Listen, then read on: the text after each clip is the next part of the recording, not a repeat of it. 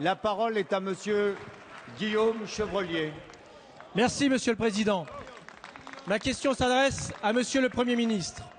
Monsieur le Premier ministre, la situation économique de notre pays est grave. La France traverse une crise. Crise que vous avez niée pendant la campagne présidentielle. Vous devez désormais affronter la réalité. Arrêtez d'accuser vos prédécesseurs et de détruire ce qu'ils ont fait. La croissance n'est plus là. Le chômage atteint des taux inégalés et les plans sociaux se multiplient. Votre gouvernement est à la pêche aux repreneurs. Mais comment voulez-vous que les repreneurs fassent confiance à un pays qui ne fait pas les réformes structurelles dont il a besoin, à un pays qui cloue au pilori les entrepreneurs? Comment voulez-vous que les repreneurs viennent dans un pays où le nombre des impôts et taxes augmente sans cesse, où prédomine l'instabilité juridique en matière fiscale et sociale? Les médias parlent des grands groupes, mais il vous faut aussi entendre les difficultés de toutes nos PME et TPE. Elles sont inquiètes pour leur avenir. Elles n'ont aucune visibilité. L'emploi est là aussi menacé, dans le bâtiment notamment. Or, ces entreprises constituent le terreau économique de nos territoires ruraux. Vous allez nous répondre, emploi d'avenir, contrat de génération, mais ce ne sont pas les bonnes solutions. Votre plan de compétitivité n'est pas à la hauteur non plus. Notre pays s'appauvrit. Les Français le vivent. Nos partenaires européens sont inquiets. Notre image à l'international se dégrade. Monsieur le Premier ministre, au lieu de saper notre pays avec vos lois sociétales qui divisent profondément les Français, agissez pour le redressement économique. Arrêtez l'exil de nos diplômés, de nos créateurs d'entreprises. Monsieur le Premier ministre, créez l'unité nationale autour de vraies réformes courageuses.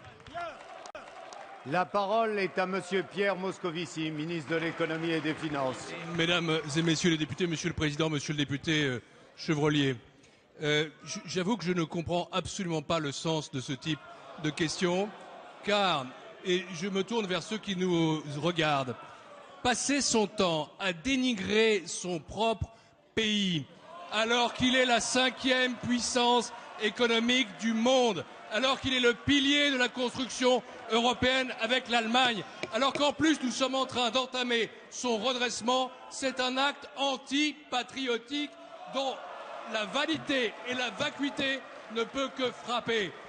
Je ne veux pas rappeler éternellement le bilan, mais c'est ce gouvernement qui entreprend une politique de redressement.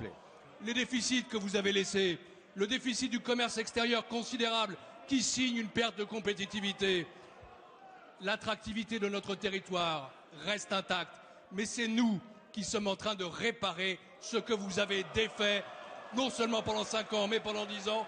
Ce fut la leçon du rapport Gallois, vous devriez l'apprendre. Alors, quant aux politiques structurelles, regardez ce qu'est la situation du pays. L'euro va mieux parce que nous avons agi afin de le stabiliser. Les déficits se réduisent parce que nous prenons les mesures utiles. Et surtout, nous sommes en train, à travers le pacte de compétitivité, de rendre aux entreprises les conditions d'exercice pour qu'elles puissent à nouveau investir et embaucher. C'est ce qui était fait ce matin lors de la conférence nationale de l'industrie réunie autour d'Arnaud Montebourg. Vous parliez d'unité. Je vous appelle à cela. Unité et dignité. Les Français qui nous écoutent, les Français qui nous regardent, attendent que nous soyons tous mobilisés aux côtés de nos entreprises, pour la compétitivité du pays, pour l'attractivité de la France. Ce redressement, nous l'avons entrepris, il ira au bout, même si ça vous déplaît.